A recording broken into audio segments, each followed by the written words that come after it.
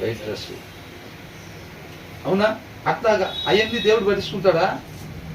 Elevation మాత్రం కడతాం. Number 1 క్రైస్తవుడు ఎలివేషన్ మాత్రం మన జీవితంలో ముందు పెడతాం. వెనకాలంతా మన ఇష్టం.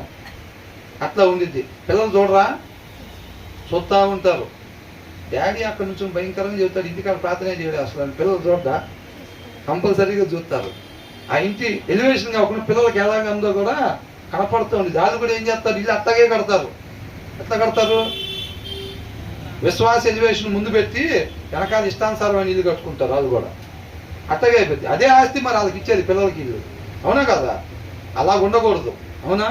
కాబట్టి మనం లోపలైనా బయటైనా ఒకటేలాగా ఉండాలని అంతే. తర్వాత ఏమంటున్నాడు, ఖచ్చితంగా మనం మొరబెట్టుకోవాల్సిన పరిస్థితి వచ్చిందంటే వాళ్ళ మొర ఆలకించకపోతే మాత్రం. అర్థమవుతుందండి?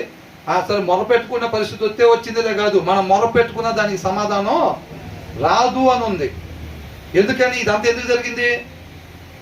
మన అవసరతల్లో ఉన్న వాళ్ళ మొర మనం ఆలకించకపోతే, ఆ ప్రేమ లేకపోతే, ఆ దయాగుణం లేకపోతే, మనం ఆయనలో నాటపడకపోతే అది మనలో ఉండదు. ఎప్పుడు వెళ్ళిపోతాం అట్లాగా మనం అంటే, మన హృదయంలో వాక్యం లేకపోతే అట్లాంటి స్వరాలు మనకి వినపడవు. ఆ స్వరాలు కొద్దిగా మనకి ఇబ్బందికరంగా ఉంటాయి. అయ్యా ఆకలి అయ్యా అంటే అవన్నీ కొద్దిగా ఇబ్బందికరంగా ఉంటాయి. ఎప్పుడు? మన హృదయంలో వాక్యం లేనప్పుడు.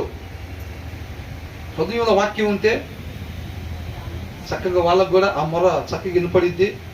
వాళ్ళకు కూడా ఏదన్నా టిఫిన్ ఇప్పిస్తారు. వెళ్ళేటప్పుడు ఒక మాదిరిగా వెళ్ళినా వచ్చేటప్పుడు అంతరంగంలో గంతులు వేసుకుంటూ వస్తారు. దేవుడు మహాకృప, ఆయనకే స్తోత్రాలు. చక్కగా ఆయన కృపను బట్టి ఒక మంచి కార్యానికి వాడుకున్నాడు, మనల్ని నడిపించాడు అని చెప్పి చెప్పలేని ఆనందం ఉండిద్ది. ఏంది భలే నవ్వుకుంటూ వస్తున్నావు ఇంటికి అన్నది భార్య. ఏంది ఇందాక మామూలుగా వెళ్ళావు, డబ్బులు అయిపోతుంది, 4 ప్లేట్లు టిఫిన్ అన్నారు, ఇంట్లో ఉండితే బాగుండేది అన్నట్టు మొహం పెట్టుకొని వెళ్ళావు. వచ్చేటప్పుడు ఏం నవ్వుకుంటూ వస్తున్నావు, 4 ప్లేట్లు అనుకుని వెళ్ళా, అక్కడికి వెళ్ళిన తర్వాత 5 ప్లేట్లు అయినాయి, అందుకే ఆనందపడుతున్నా అని చెప్పాలి భర్త. అవునా? ఒకవేళ యోగు భార్యలాగా ఉందనుకో, దానిక అయితే 1 ప్లేట్ ఎక్స్ట్రా బాగుట్టి వచ్చామన్నమాట. 4 ప్లేట్లు ఎలా పెడితే పర్వాలా కమ్మగా. అవునా? ఏమో తింటా ఉంటుంది, పిల్లలు తింటుంటే మురుసుకుంటా ఉండిద్ది. ముక్కు మొహం 4 ఎందుకు ఇచ్చి వచ్చావు, రేపు పనికి వచ్చాయి కదా టిఫిన్ డబ్బులు. ఇట్లా పనిగా చేస్తూ ఉంటావు కదని చెప్తే చాలు. ఎవరు? యోగు భార్యలాగా ఉంటే కనుక పరిస్థితి అట్లా ఉంటుంది. సార్ లోపల బైబుల్ చదువుతుంది, మేడం గారు బయట కూర్చొని షార్ట్స్ చూస్తున్నారు అనుకోండి యూట్యూబ్లో. మరి అంతరంగం అట్ట కాకపోతే ఎట్ట తయారైద్ది ఇంకా? అవునా కదా?